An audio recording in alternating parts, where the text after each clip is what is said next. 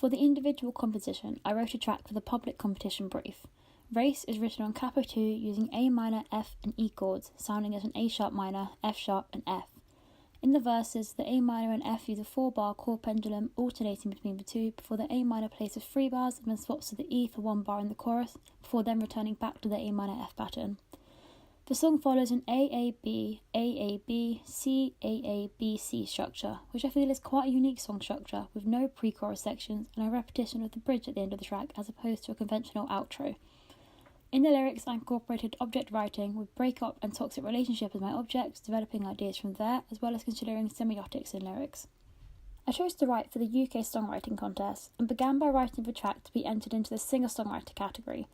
However, I then developed the harmony by adding a violin part of Jess Butterworth, and so felt that the song fit well into the country category, with the tone and ideas put forward in the lyrics replicating those of A Woman Scorned, just as in Miranda Lambert's Mama's Broken Heart and Carry Onwards Before He Cheats, 2 tracks which I took great inspiration from in developing this song outside of the module. I believe that Race would work well as a single, particularly on modern country radio, and I would personally like to distribute this track for other artists to record for country radio. I feel it will be a perfect fit for the female country powerhouse Pistol Annies, as Race has similar attitudes to some of their previous work, such as Hell on Hills, Got My Name Changed Back, and I Feel a Sing Coming On. I feel that Pistol Annies would be the perfect group to portray the sass and attitude in the lyrics of Race, as well as being able to add beautiful harmonies and depth to the track. From rehearsing and asking for feedback from peers, I know that the most memorable part of the song is the first line of the verse, due to the shape of the melody. The first 2 notes stay the same before there is a glissando, with the line then falling back down to the starting note to finish. Having a glissando in the melody line is unusual for my writing style, and so helps make Race more memorable, standing out from the rest of my repertoire. 1 vowel sound is highlighted in each verse of glissando, the movement allowing for a break in the fast-paced melody and really drawing the listener's attention, helping to keep them enticed in the story being told through the lyrics.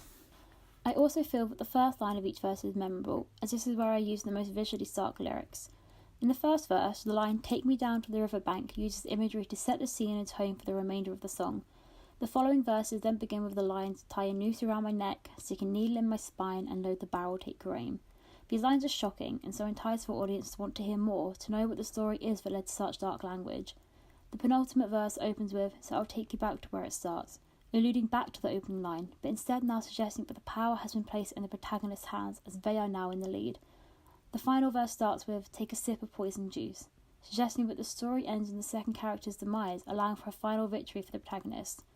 The whole track is written to tell this story of a power play where the protagonist is made a victim to their previous lover's torture and mind games before they finally retaliate and take back their power. However, the track is also written to provoke an emotional response, to make the listener feel along with the protagonist, to make them build up sympathy for them in the first half, and to feel proud and happy for the protagonist once they have got revenge on the person who wronged them by the end of the song. I feel that another memorable and almost unexpected part of this track is the chorus. Usually, in popular music, and particularly the country music songwriting context, it is expected that a song builds up to the chorus, to draw the most attention to that part of the song. However, in my track, the opposite happens. The track pulls back entirely in the first 2 choruses, with the vocal and guitar becoming softer and the violin dropping out, until the E chord enters and the whole track builds to end the chorus and re-enter the verse and middle 8.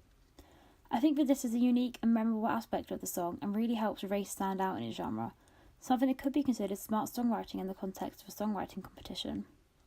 The track changes tempo, starting at approximately 64 beats per minute and then jumping up to 90 beats per minute, with the sudden change in tempo being used to really drive home the shift in attitude and emotion. Accompanied by the change in guitar playing, the increase in tempo drives the track and keeps it within the general tempo range of a vast amount of other country tracks, helping it sit within the style indicators of its genre. The acoustic guitar is an important part of the track. The guitar plays a consistent strumming pattern in each section, with simple hammer-ons used to add a country flair.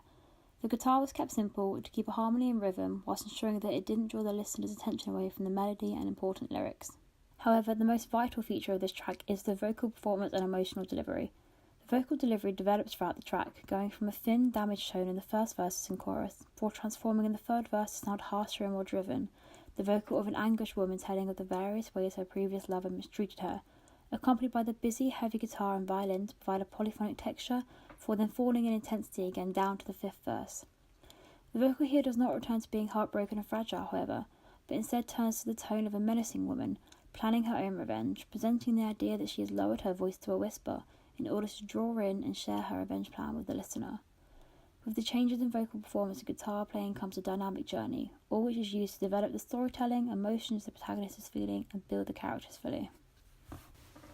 I feel that this track has multiple country characteristics, including the lyrical content, the acoustic guitar, harmony and violin, replicating the sounds heard in much modern country.